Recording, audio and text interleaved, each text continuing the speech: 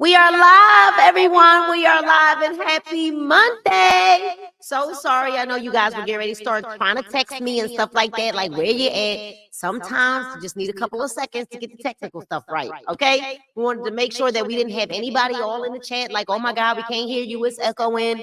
We had some technical difficulties with the sound. And let's just make sure you all are giving me a thumbs up in the chat to let me know that you are able to hear us well. So I see you all logging on because you know what to do. Let us know what city, what state, and or what country you might be logging in from. And so for those of you who are not accustomed to being here on Book Club, and for those of you that come here every single Monday, welcome back. We all know that Book Club is so important because we cannot pour from an empty cup. So this 1 hour that we are going to spend diving into the world of reading is for you. We also know that we are never going to earn more than we learn, right? And then we also know, you guys, that in order to go up, we've got to grow up. And how do we do that? We do that with our mindset, all right? Never going to earn more than you can learn. You cannot pour from an empty cup, you guys. And we also need to know that you want to be here with me, right? And so let's tag and share. There is a little echo. Okay, yeah, we don't know. There's something you hear. There is an echo though. We don't know what. Something that you had clicked on the last time that you. Okay, so we're working on it. We're working on it, y'all. Just as long as you can hear me, we're good. I don't know what is echoing just yet, but we'll figure it out. All right, so you guys, we are reading Think and Grow Rich. Now, let me tell you a little bit about me. There was a time when Nina did not enjoy reading. And in 2014, when I decided that I wanted to be a professional marketer, I decided at that point that I had heard all of the stories that, you know, if you want to grow as a professional network marketer, then you've got to read. It's personal development. And I made a decision in 2014 that I was going to adhere to what I was taught, what I was taught. And not only did I get coaching from people saying that personal development was a must, I actually took action. So many people get coaching and then they get off the coaching and they go asking other people what they should do after they've been mentored. My mentors told me that if you want your income to go up, personal development is a must. Not just reading the books, not just being a hearer of the word, but a doer also. If you are ready to not just be a hearer of the word, I want you to type in the chat, doer, because I can see you on the screen here to my left. I'm looking at your comments. Go ahead and type in the word doer. I cannot believe, y'all, as I'm looking behind me, that I did not plug my tree in. So y'all are not able to see the beautiful light behind me, right? Because it would have been flickering, but y'all can see, right? Y'all can see. So we left off as we're talking about organizing, right? In this chapter, I believe it's chapter 7, and we are reading and talking about organizing, organized planning, the crystallization of desire into action, the 6th step towards riches. And we right now are getting ready to journey into the 10 major causes of failure in leadership. Now, for those of you that were with us last week, did this book kick our butts last week or not? Go ahead and type it in the chat. Did this book kick our butts last week or not? It did. It did. Everybody got, we all got a dual kick. We all got a karate chop, yap, right? At some point of the book of our read last week. But we do know that we got kicked in the butt for good reason. Kicked out of our comfort zones, kicked out of the norms, kicked out of our excuses, kicked out of, you know, I read a someone said to me in a conversation, I was watching a video rather, and a young lady named Terry Singleton said, you know, people are always saying to her, I got so much going on right now. I got so much going on right now. And she said on her video last week, you got to stop focusing on what's going on so that you can get out of it. So for all of you that might be here and you might even think that this is kicking you in the butt, stop focusing on what's going on so that you can get out of it. All right? Tests and trials come to make us strong. And here's what I know: trouble don't last always. So 10, the 10 major causes of failure in leadership. Y'all ready? We come now to the major faults of leaders who fail, because it is just as essential to know what not to do as it is to know what to do. So, one of the biggest failures for leaders, number is their inability to organize details. Efficient leadership calls for ability to organize and to master details. No genuine leader is ever too busy to do anything, which may be required of him in his capacity as leader. When a man, whether he's a leader or a follower, admits that he is too busy to change his plans or to give attention to any emergency, he admits his inefficiency. Successful leader must be the master of all details connected with his position. That means, of course, that he must acquire the habit of relegating details to capable lieutenants. You know what makes you a good leader? Not that you can do it all yourself, because I mean that's a skill set in itself, that you've got multiple talents and abilities, and that you are able to multitask or do it all yourself. What makes you a great leader is when you can designate responsibility to people who are able to handle or have the capacity for that set responsibility. That really is what makes you a good leader, when you can identify skill sets that other people might have, and you can then put them in position to handle those tasks so that you, the leader, don't get burned out. And if you don't allow other people to come in and handle the roles that they are good at and areas that they are good in, you, the leader, will never grow. Because you will be, you'll still be focused on doing the menial things instead of going forward, because in order for us to lead, we have to go ahead of the team. Type that in the chat. See, there are too many people who want to lead, and you want to lead within the team. But I keep telling you, you can't see the picture when you are in the frame. How are you ever going to know what it is that the people that you're working with require if you won't go ahead of them? How are you the leader if you side by side with everybody? You like Nina just, okay, number 2, unwillingness to render humble service. Truly great leaders are willing, when occasion demands, to perform any sort of labor which they could ask another to perform. The greatest amongst ye shall be the servant of all, is a truth which all able leaders observe and respect. Number 3, leaders' expectation of pay for what they know instead of what they do with which they know. I'm going to say that again. When leaders have an expectation for what they know, an expectation of pay for what they know instead of what they do with which they know. So it's one thing to know something. It's another thing to actually do what you say that you know. So the world does not pay men for what they know. It pays them for what they do or induce others to do. See, because leadership is not just about what we can do. Leadership is about what we can induce others to do. What can you help other people activate their skill sets?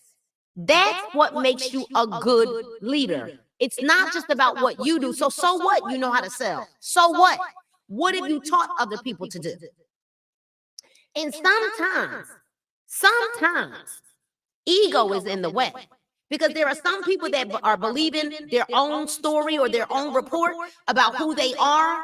And because you're good in an area, you don't even understand that if you would humble yourself and teach other people. So if that's what you're good at, teach it. Because if you're really good, what you do well, you can teach others to do. That's how you win. And that's how you duplicate and make your business grow, when you can teach what you do. That's what makes you a good leader. So number 4, fear of competition from followers. The leader who fears that one of his followers may take his position is practically sure to realize that fear sooner or later. The able leader trains understudies to whom he may delegate at will any of the details of his position.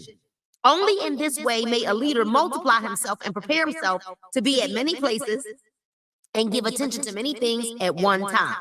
It is an eternal truth that men receive more pay for their ability to get others to perform than they could possibly earn by their own efforts. An efficient leader may, through his knowledge of his job and the magnetism of his personality, greatly increase the efficiency of others and induce them to render more service and better service than they could render without his aid. So as a leader, if you continue doing it all, how do you multiply yourself? You will never multiply yourself if you keep doing it all. So if you're on a team, let's just say you're in a business team, and your team leader is hosting trainings or huddles or whatever the case may be, then you must then turn around and host trainings and huddles. But you now gotta have people that are within your team or organization step up to the plate to do some things, because you've got to start sharing the responsibility with other people so that you can multiply yourself. Does everybody understand what I'm saying? Everybody type in the chat, multiply. All right, multiply. So number 5, leaders, lack of imagination. Without imagination, the leader is incapable of meeting emergencies and of creating plans by which to guide his followers efficiently. Without imagination, the leader is incapable. Meaning, if you do not have any imagination, it burns me up, y'all. I'm a social media marketer, I'm a content creator, and it burns me up to see people wait for me to come up with an idea. Do you ever have an idea of your own? Because this says, without imagination, the leader is incapable. Meaning you are not capable as a leader if you can't think for yourself. You cannot keep waiting for somebody else to come up with a great idea. Where are your ideas? Do you ever even think that some of the higher up leaders need you to lend your thoughts to? Instead of waiting for them to always have, oh, that's a good one. Where's your thought? Where's your imagination? Where are your ideas? Leaders, where are your ideas? Where's your creativity? Are you even praying for it? Or are you comfortable where you are, just waiting on somebody else to run the play, waiting for you to be able to copy somebody else's content because you're too lazy to think of your own, or you're too lazy to even now go to Chat GPT, which will do the thinking for you. You still would rather wait for somebody else to post it so you can steal theirs or snatch theirs. Come on, we gotta think. If you want to lead, you gotta think. Type in the word think. That is why the name of the book is Think and Grow Rich. Think and grow rich. Think. Then it says leaders. What are we talking about, right? 10 major causes of failure in leadership. Selfishness. The leader who claims all the honor for the work of his followers is sure to be met by resentment. The really great leader claims none of the honors.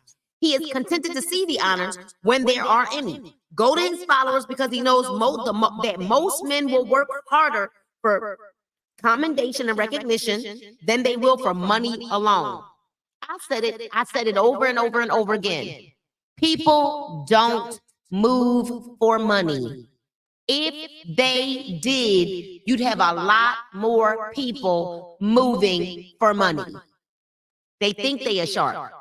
They're not. They think they're red. They're not. They think they're money motivated. They're not. Because if a person was really money motivated, let me make $100. I'm going for it again and again and again and again and again. When a person is really money motivated, they don't have to be told to go get another sale. Because when you're money motivated, the sale motivates you to get another one. The mere fact that you got a Zelle or an invoice paid or a PayPal or y'all feel me, or a Venmo or a Cash App or an Apple Pay or a Google Pay, the very fact that you got something, a form of payment that came to you, when you are a red or somebody that's money motivated, that is enough that motivates you to get the next one. And you want the next one to be bigger. And you want the next one to come faster. Make sense? Why do leaders fail? Intemperance. Followers do not respect an intemperate leader. Moreover, intemperance in any of its various forms destroys the endurance and the vitality of all who indulge in it. Disloyalty. Perhaps this should come at the head of the list. The leader who is not loyal to his trust and to his associates, those above him and those below him, cannot long maintain his leadership. Disloyalty marks one as being less than the dust of the earth and brings down on one's head the contempt he deserves. Lack of loyalty is one of the major causes of failure in every walk of life. Number 9, emphasis of the authority of leadership. You know, basically, people who are always telling you that they're a leader. Well, I'm a leader. Well, I'm a leader. Most of them are not respected as a leader. Most of them may just be a leader by title. So if you have to keep reminding someone or reminding people, well, I'm a leader, that's like saying, well, I'm a man. Or when you were a kid, well, I'm grown. Because when you're really grown, you don't have to say, I'm grown. When you're really like, when I'm a man, you don't have to tell people you're a man, you just act like a man. Does this make sense? When you're a leader, you don't have to abuse the authority. Leaders lead by leading themselves first. And leaders lead by showing you what to do, not telling you what to do. A leader is going to show the way, they're going to go the way. So the efficient leader leads by encouraging and not by trying to instill fear in the hearts of his followers. The leader who tries to impress his followers with his authority comes within the category of leadership through force. If a leader is a real leader, he will have no need to advertise that fact except by his conduct, his sympathy, understanding, fairness, and a demonstration that he knows his job. And number 10, the emphasis of title. The competent leader requires no title to give him the respect of his followers. The man who makes too much over his title generally has little else to emphasize. The doors to the office of the real leader are open to all who wish to enter, and his working quarters are free from formality or ostentation. These are among the most common of the causes of failure in leadership. Any of these faults is sufficient to induce failure. Study the list carefully if you aspire to leadership, and make sure that you are free of these faults. You know, it reminds me, I don't know about you all, but when we were growing up, you know how there were some people that just took like, I'm Deacon such and such, and I'm Reverend such and such. And most times people would throw off those kinds of titles, right? I'm a double diamond, and I'm a super galactic, meta galactic, triple, double salt, green, emerald diamond, right? They throw around those titles, right? And they thrust off those titles generally when they're no one anywhere else. Not respected in the home, don't have any authority or anything else going for them outside of whatever, you know, church or whatever they're involved with. And so they thrust off that title. I'm a super deacon, right? Y'all know what I'm talking about. Y'all know what I'm talking about. Just look straight ahead, right? So some fertile fields in which new leadership, some fertile fields in which new leadership will be required.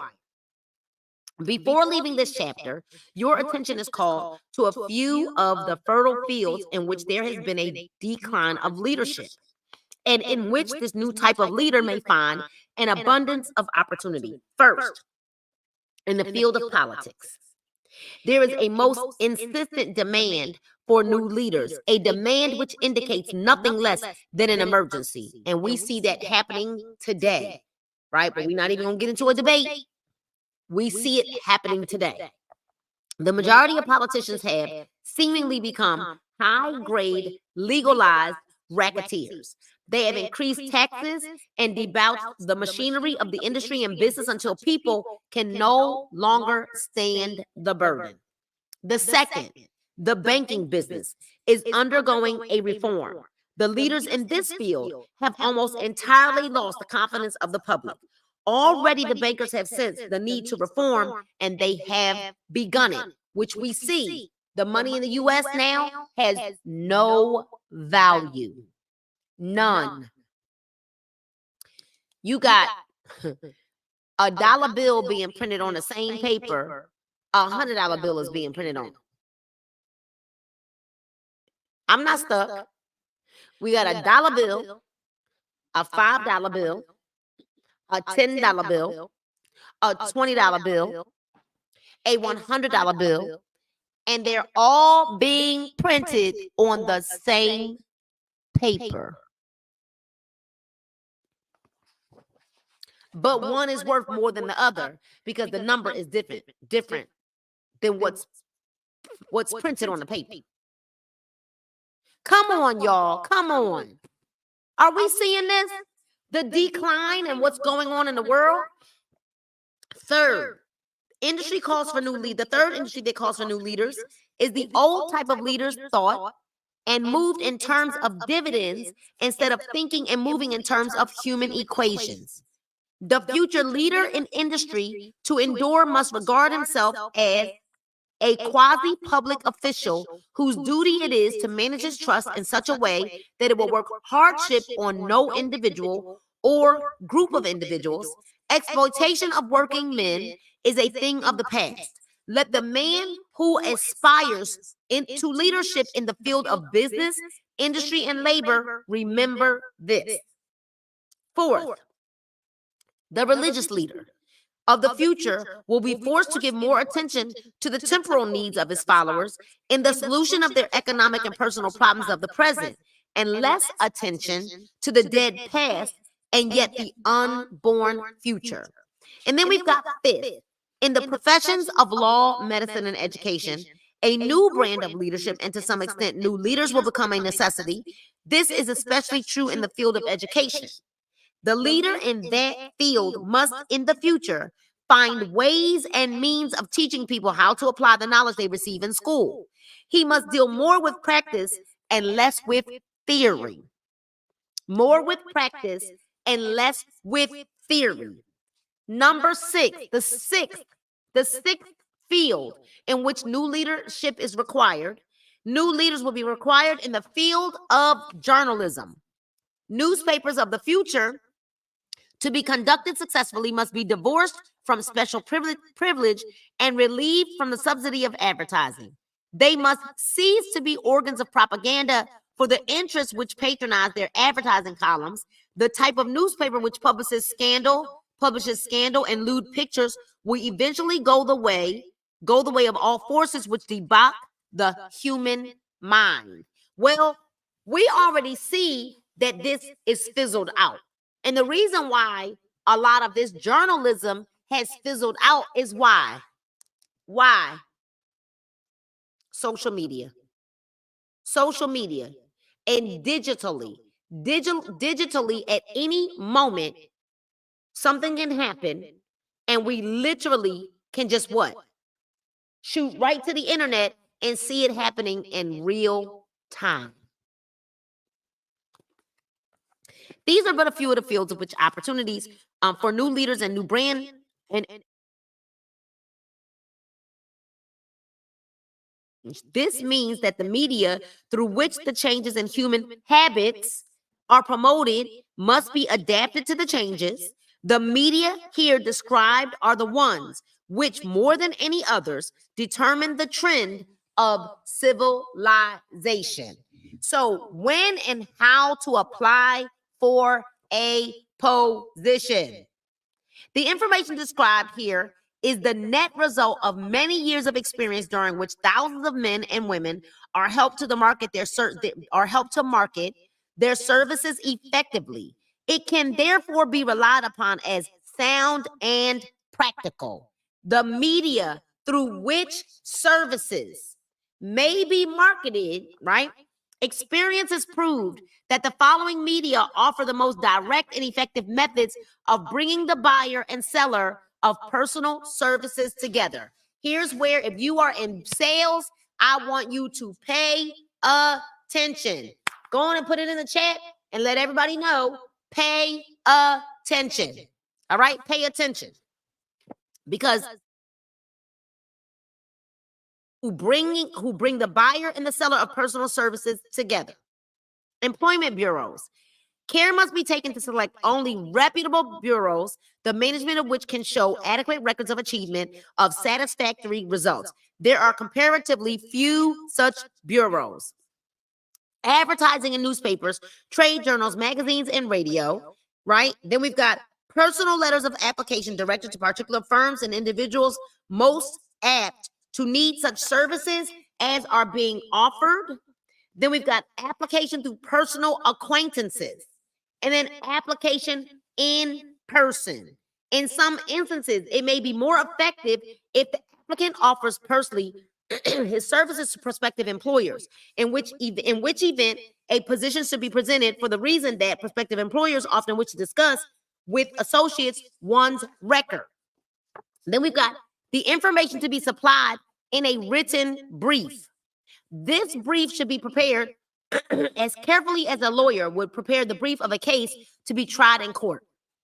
Unless the applicant is experienced in the preparation of such briefs, an expert should be consulted and his services enlisted for this purpose. Successful merchants employ men and women who understand the art and the psychology of advertising to present the merits of their merchandise. One who has personal services for sale should do the same. And the following information should appear in the brief: your education, your experience, your references, a photograph of yourself, apply for a specific position, and then state your qualifications for the particular position in which you apply for, and offer to go to work on probation, right? In the majority of instances, if you're determined to a position for which you apply, it will be most effective if you offer to work for a week or a month or for a sufficient length of time to enable your prospective employer to judge your value without pay. Knowledge of your prospective employer's business. And so here's the deal. You know, I think about this, and I'm going to talk about the profession that I'm a part of, Lacey Ann. I am a network marketing professional, and I think about how many people join the network marketing profession and never, ever, ever, ever study anything on sales. They never, ever, ever study anything on business. They never, ever, ever look up or study anything on network marketing, the profession of network marketing. They never, ever, ever look up psychology of sales. They never, ever, ever look up anything on marketing. No, they wait for someone else to do it. But in a brief, before you go to apply for a job, they're saying that you need to know something about the job. You need to know something about the CEO. You need to know something about the business. How long have they been established? Who do they serve? How do you fit into this mold? So that you know what you bring to the table. Or are you just going for a job? Are you a good fit? Right? And so then it just talks about the brief qualifications of Robert K. Smith, who was applying for the position of private secretary to the president of the blank company incorporated. And this just kind of talks about his brief and how he wrote his brief, right? How to get the exact position that you desire. And I think that it's really pretty much what I just said. Decide what kind of job you want. If the job doesn't already exist, perhaps you need to create it. Choose the company or the individual from whom you want to work for. Study your prospective employer. By analysis of yourself, your talents and capabilities to figure out what you offer. Forget about a job. Forget whether or not there is an opening. Forget the unusual routine or have you got a job for me, and concentrate on what you can give. So many people join a team, join a business, join a company, get a job, and it's all about what you get and not what you give. You know, we're in my business, we have a business closeout night Tuesday nights at midnight is when the numbers close out. And it's always amazing to me that we may have 3,000 people on a team and we might have 3 to 5 that stay up to close out business with the team because they think team and not just self. See, that's when you know a person is a real team player, because they not just like, oh, well, I'm done, or I ain't doing nothing today, and then they just go to bed. No, the people that stay up to make sure, hey, anybody need anything? Do I need to check anything for you? Do we need to see if anybody got anybody running for a rank? What do I bring? What can I give to the table? Instead of complaining all the time about what you don't get, what do you get? All called the law of sowing and the law of reaping. And we were talking about it this weekend at our vision experience here in Georgia. How do you expect to get anything back out of something you don't put anything in? If I want juice and I need to know, if I want tea, I've got to put water in the kettle, boil the water, use a tea bag, squeeze some lemon and honey in it to get tea. I cannot sit the teacup on the counter and say, I want tea, and then walk away and think that it's going to magically appear in the cup. There's some sewing or some things that I have to do first in order to get back what I say that I want.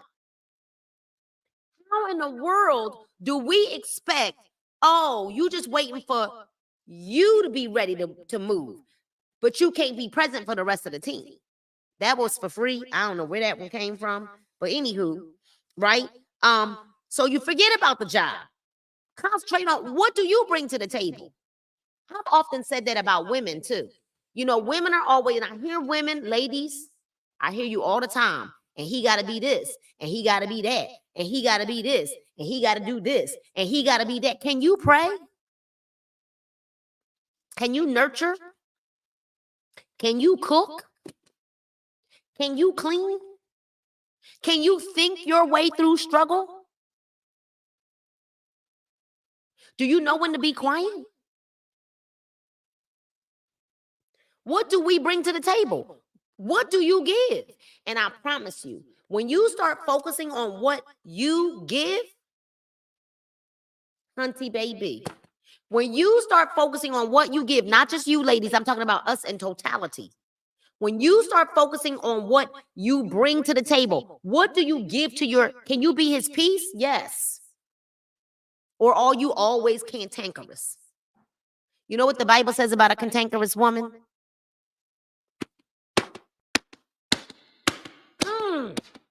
If you always cantankerous, do you know what the Bible says about a cantankerous woman? And you wonder why he don't never want to come home. Whoop. That one was for free, Alicia. You got my back in there? Once you have your plan in mind, arrange with an experienced writer to put it on paper, present it to the proper person with authority, and he will do the rest, right? The new way of marketing services, jobs are now partnerships. Jobs are now partnerships. Jobs are now partnerships. Jobs are now partnerships. Later for the days that you're only looking to see what you get out of something. Jobs are now partnerships. What do you bring? And I think about it all the time because I hear people complaining all the time. I hear people, and I think all the time about how we're so ready to criticize. when something may not be going our way. We're so ready to complain and or criticize. But sometimes maybe step back. What could you bring to the table that could possibly fix whatever it is that you're mad about? Partnerships. Not what can I get? What do I bring so that perhaps I can fill some gaps? I see a gap there. And instead of complaining about it, you cover your people. I guess I'm teaching too good. I'm teaching too much. All right. So we're going to go because this is one of those chapters I told you guys, right? What is we're going to go past that. Quality, quantity, spirit. Okay, let's go there. What is your QQS rating? The causes of success in marketing services effectively permanently have been clearly described. Unless those causes are studied, analyzed, understood, and applied, no man can market his services effectively and permanently. Every person must be his own salesman of personal services. Every person, I need y'all all to write this in the chat. Every person must be his own salesman of personal services. Every person must be his own salesman of personal services. The quality and the quantity of service rendered and the spirit in which it is rendered determine to a large extent the price and the duration of the employment. To market personal services effectively, which means a permanent market at a satisfactory price under pleasant conditions, one must adopt and follow the QQS formula, which means that quality plus quantity plus the proper spirit of cooperation. Quantity, quality, spirit of cooperation is the formula. But do more, apply it as a habit. Quality, quantity, plus the proper spirit of cooperation. Make it a habit. Let us analyze the formula to make sure that we understand exactly what it means. The quality of service should be construed to mean the performance of every detail in connection with your position in the most efficient manner possible, with the object of greater efficiency always in mind. The quantity of service shall be understood to mean the habit of rendering all the service of which you are capable at all times, with the purpose of increasing the amount of service rendered as a greater skill is developed through practice and experience. Emphasis is again placed on the word habit. And then the spirit of service shall be construed to mean the habit of agreeable, harmonious conduct, which will induce cooperation from associates and fellow employees. Now let's look up the word habit. Let's look up the word habit, because we need to understand what it is that we're really reading. Let's look up the definition of the word habit. See, because we think that habits are just a bad thing. What about the things that make us better? So, the definition of habit is, let me see. Where is the one that I love? Wait a minute. An automatic reaction to a specific situation is a habit. An automatic reaction to a specific situation.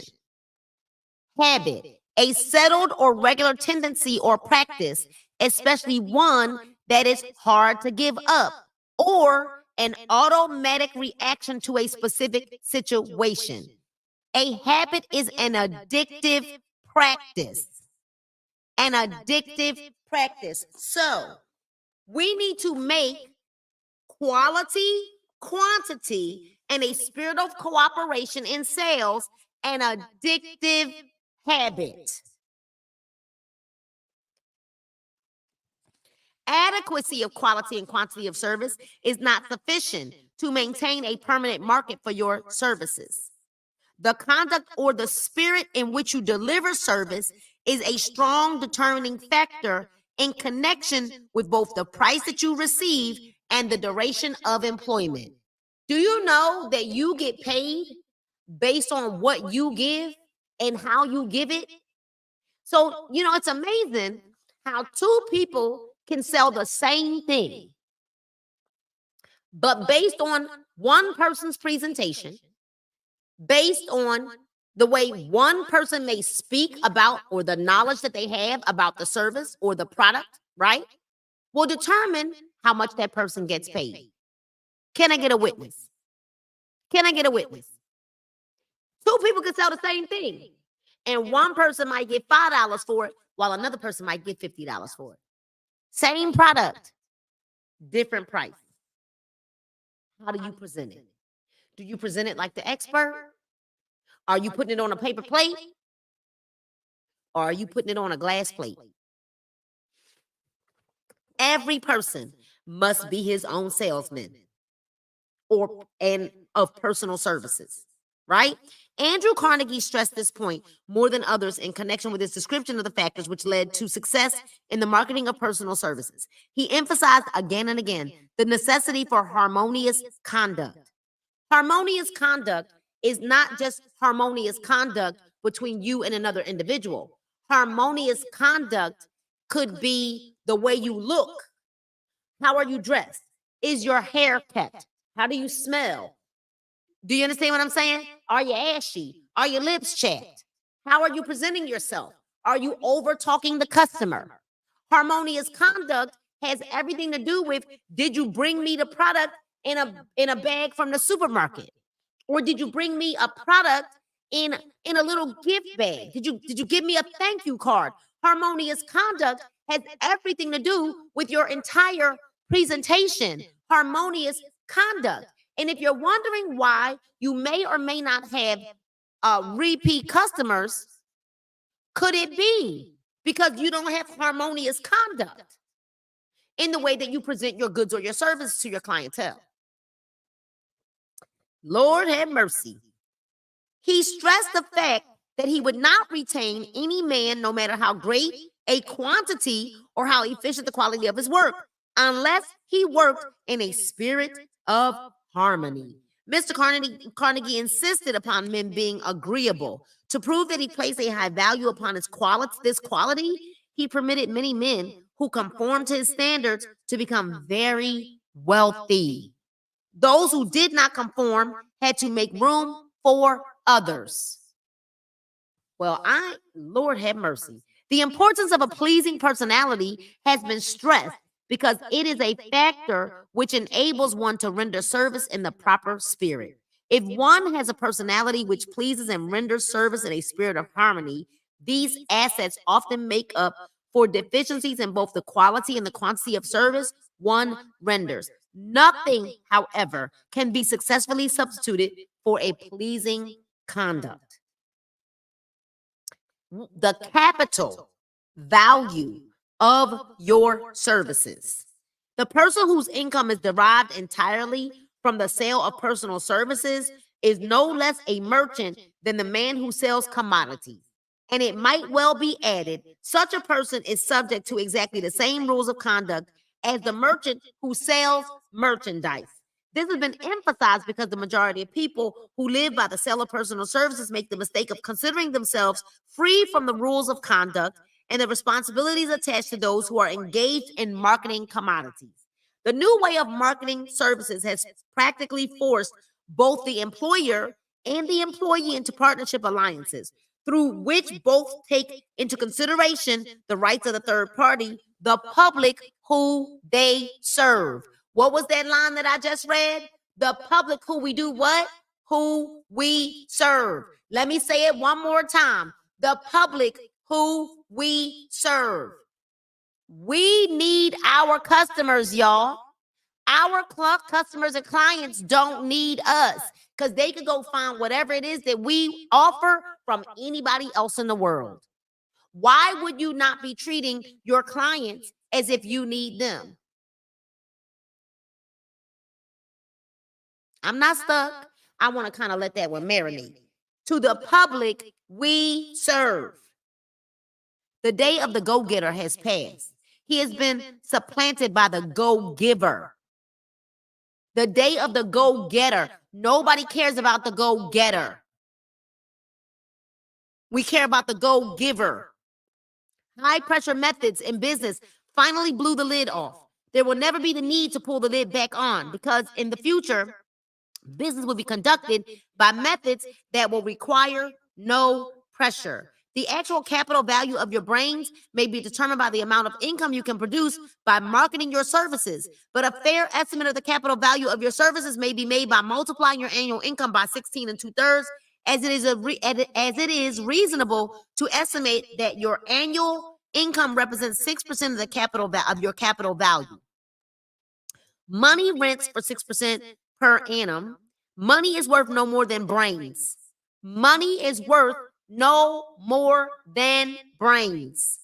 It is often worth much less, which is why we think and grow rich. If you got brains and can think, you can have money. Could the problem be that people won't think their way through? Just think. Could that be the problem? That most people want to run to somebody else to get an answer first instead of thinking their way through. Think. Everybody type in the chat. Think. Think. Right? Money is worth no more than brains. It is often worth much less, is what the book says. Competent brains is effectively marketed, represent a much more desirable form of capital than that which is required to conduct a business dealing in commodities, because brains are a form of capital which cannot be permanently depreciated through depressions, nor can this form of capital be stolen or spent. Moreover, the money which is essential for the conduct of business is as worthless as a sand dune until it has been mixed with efficient brains. Ladies and gentlemen, brains. So let me see the time. All right, we got 10 minutes left. We'll start. The 30 major causes of failure. How many of these, and I want you all to take notes if you're home, if you're driving, of course you don't. How many of these are going to hit you smack dab in the face? Life's greatest tragedy consists of men and women who earnestly try and fail. The tragedy lies in the overwhelmingly large majority of people who fail as compared to the few who succeed. I have had the privilege of analyzing several thousand men and women, 98% of whom were classed as failures. There is something radically wrong with the civilization and system of education which permits 98% of the people to go through life as failures. But I did not write this book for the purpose of moralizing the rights and the wrongs of the world. That would require a book 100 times the size of this one. My analysis work proved that there are 30 major reasons for failure and 13 major principles through which people accumulate fortunes. And in this chapter, a description of the 30 major causes of failure will be given.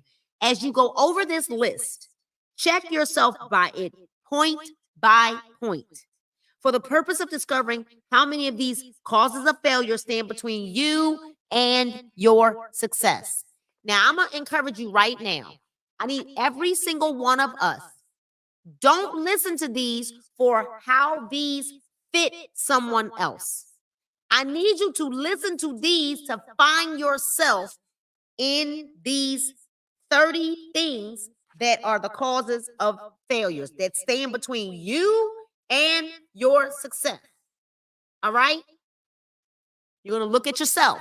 We're not thinking about how this applies to anyone else, not your spouse, not your friends, not your business partners, not your cousins, not the church members, not your boss, us. All right? 1, unfavorable hereditary background. There is but little, if anything, which can be done for people who are born with a deficiency of brain power. The philosophy offers but one method of bridging this weakness through the aid of the mastermind, Observe with profit, however, that this is the only one of the 30 causes of failure which may not be easily corrected by any individual. Someone who is born with a natural deficiency, right? Maybe they have learning disabilities or something like that. That is the only one of these 30 that may not be easily corrected. So basically the other 29, Napoleon Hill is saying, can be easily corrected. 2, lack of a well-defined purpose for life. Ooh, There is no hope of success for the person who does not have a central purpose or a definite goal at which to aim. 98% of every 100 of those whom I have analyzed and had no such aim.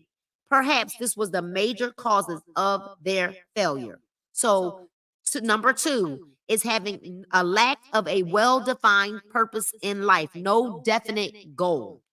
Number 3, having a lack of ambition to aim above mediocrity. Whoa!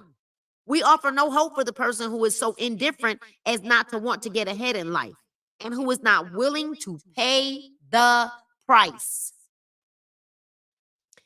We offer no hope for the person who is not willing to pay the price, who is settled and comfortable with being average. That's what that just said. Number 4, insufficient education.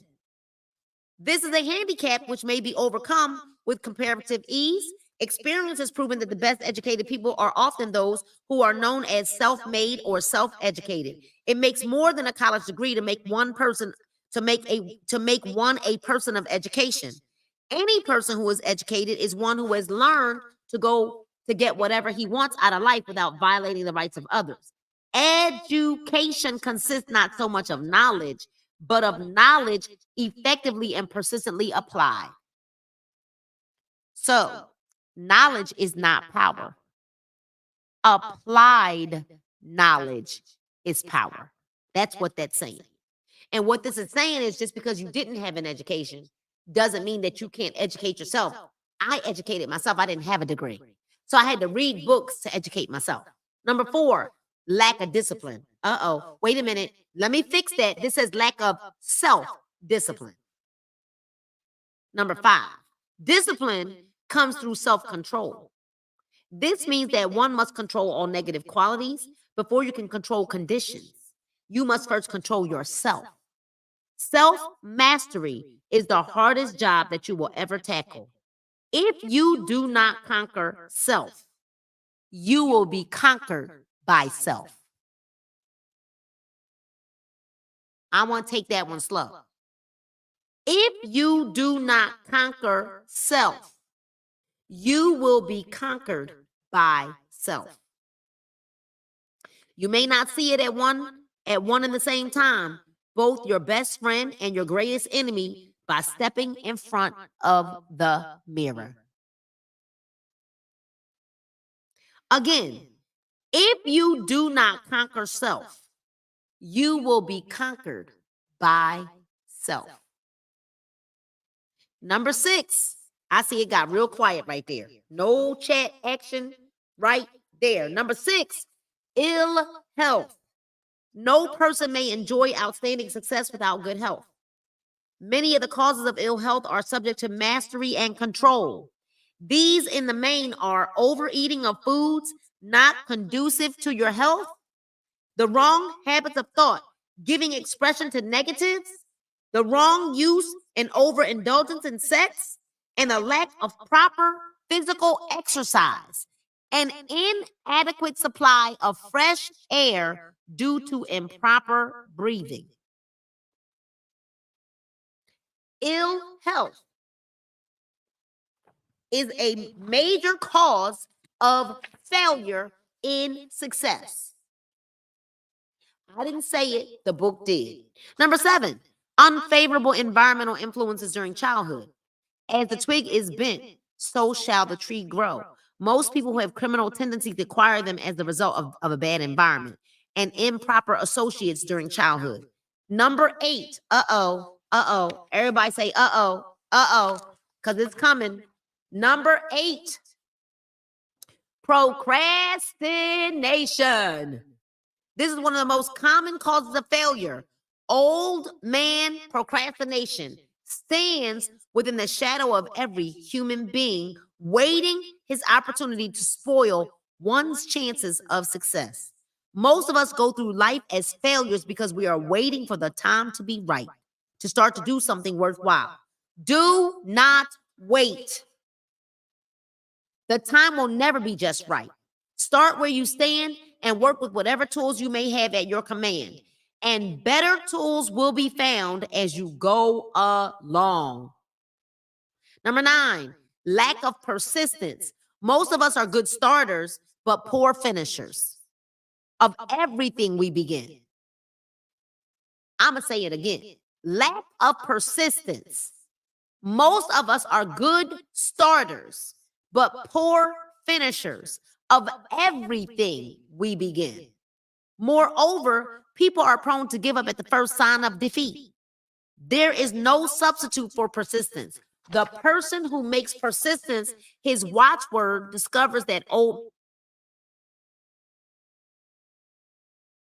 failure cannot cope with persistence.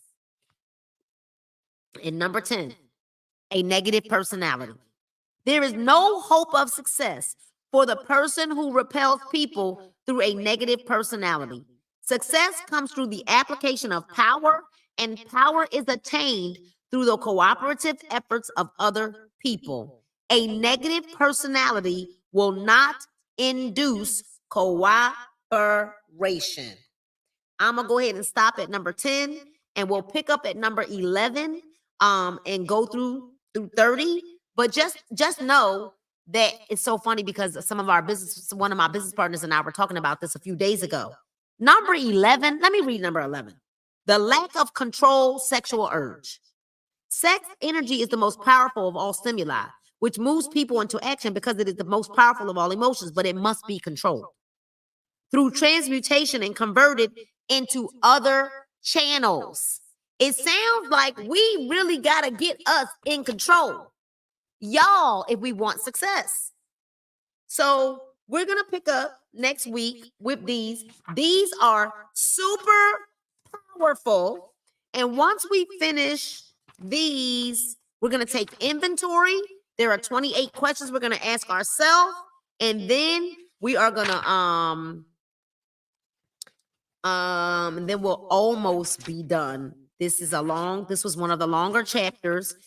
Before we are skipping around a little bit in this chapter, but we will go over those 28 questions to ask ourselves before we go into chapter number 8, which is going to be decision. Y'all probably don't skip chapter 8, y'all, because chapter 8 is going to be the mastery of procrastination, the 7th step towards riches. So listen, I'm so glad that we had this time together. Right? This time last week, I remember getting sick as a dog right after book club. I am so glad that I am feeling better, not all the way 100%, but certainly better than I was. So listen, you have to remember, always remember that no matter what you're going through in life, that you can live again, laugh again, hope again, dream again, and you most certainly can bling again. Have a bling-tastic rest of your evening, a bling-tastic week. Pay it forward. Do a good deed, be kind to one another, and subscribe to this channel. Make sure you subscribe to this channel. And you know what? Hey, listen, if you're a woman who's listening right now, maybe this is your first time listening in, and you have a desire to have total wellness, right? You want your inner beauty to shine. You want your bank account right. You want your physical body right, because as you're hearing, we are not going to be successful if we don't get our bodies right? If we don't get our health right. Feel free to go ahead and join my community page for ladies at www.beautybodyandbank.com. www.beautybodyandbank.com. You can stay connected with me, answer the questions, or you won't be letting the page. All right, it's as simple as that. There are questions that you just can't skip by, right? Answer those questions at www.beautybodyandbank.com so that you can join our community, you guys. We're just building that page up, but we're going to have some fun in that page because I like to have fun. So listen, you guys, I love you all. There's absolutely nothing you can do about it. Until next time, good night and God bless you all.